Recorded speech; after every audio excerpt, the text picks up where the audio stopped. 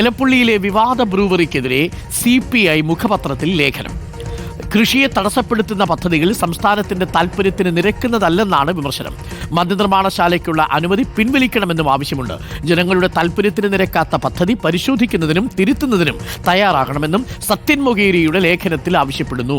റിനു ശ്രീധറാണ് നമുക്കൊപ്പം ചേരുന്നത്. Rinu Sreedhar, very good morning. നേരത്തെയൊക്കെ ലേഖനങ്ങൾ പ്രകാശ് ബാബുവാണ് അജിത് കുമാറുമായി ബന്ധപ്പെട്ട ലേഖനങ്ങൾ എഴുതി CPIയുടെ ഒരാവശ്യം മുന്നോട്ട് വെച്ചത്. പിന്നീടാണ് CPI സംസ്ഥാന നേതൃത്വം നിലപാട് കടുപ്പിക്കുന്നത്. റിനു, ഇപ്പോൾ സത്യൻ മൊകേരി തുടക്കമിട്ടിരിക്കുന്നു. നമ്മൾ നേരത്തെ പ്രാദേശിക എതിർപ്പുകൾ ഉണ്ടായിരുന്നു. സംസ്ഥാന നേതൃത്വം ഒടുവിൽ അതിന് കീഴടങ്ങുന്നതാണ് നമ്മൾ കണ്ടത്. ഈ ലേഖനത്തെ നമ്മൾ എങ്ങനെയാണ് വായിക്കേണ്ടത്?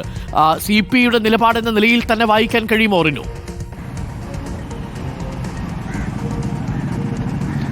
Very good morning Arunkumar. എന്തായാലും ബ്രൂവറിയുമായി ബന്ധപ്പെട്ട CPIക്കകത്ത് വലിയ രീതിയിലുള്ള ചർച്ച ഉണ്ടാകുന്നുണ്ട്. ഇത് സർക്കാരിനെ പ്രതിരോധത്തിലാക്കുന്നുമുണ്ട്, ഇത് കൃത്യമാണ്.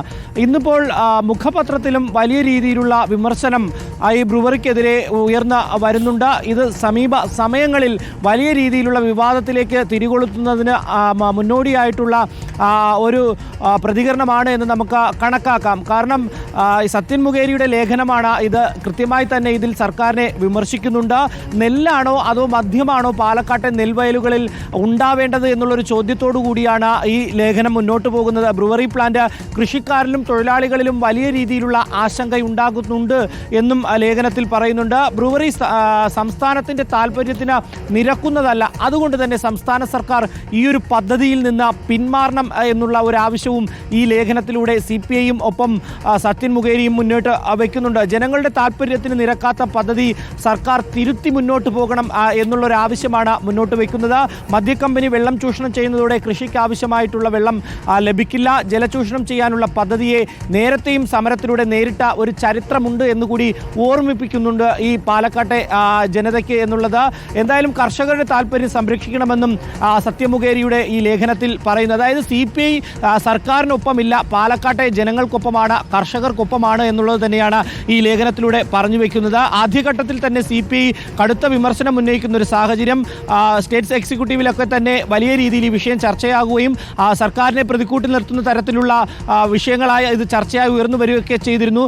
അതിനെ തുടർന്നാണ് ഇന്നിപ്പോൾ ലേഖനത്തിലും ഈ ഒരു വിമർശനം ഉയർന്ന് വന്നിരിക്കുന്നത്. അരുൺകുമാർ, വളരെ പ്രധാനപ്പെട്ട കാര്യമാണ് റിനു. എന്തായാലും ഈ ലേഖനം സത്യൻ മൊകേരിയുടേതാണ് എന്നത് ഒരു കാര്യം. 2 ജനയുഗത്തിൽ വന്നിരിക്കുന്നു എന്നുള്ളത് മറ്റൊരു കാര്യം.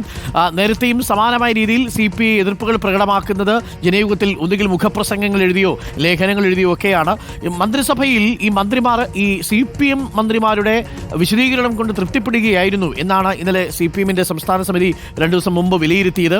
അതിനെ തുടർന്ന് ഇപ്പോൾ ബ്രൂവറിക്കെതിരെ നിലപാട് കടുപ്പിക്കുകയാണ്. പ്രാദേശിക നേതൃത്വം ശക്തമായി വിയോജിപ്പാണ് അറിയിച്ചിരിക്കുന്നത്. ഗുരുതര ജലചൂഷണം അടക്കമുള്ള ഒരു വിഷയത്തിൽ മന്ത്രിമാർ ഇങ്ങനെ നിലപാടെടുക്കാൻ പാടില്ലായിരുന്നു എന്നാണ് CPI പാർട്ടി കേന്ദ്രങ്ങളിലുള്ളത്. എന്നാൽ മന്ത്രിമാർ നൽകുന്ന വിശദീകരണം അതിന് മറ്റു മന്ത്രിമാർ, അതായത് MP രാജേഷും P രാജീവും ഒക്കെ നൽകിയ വിശദീകരണത്തിൽ അവർ തൃപ്തരാവുകയായിരുന്നു എന്നാണ്.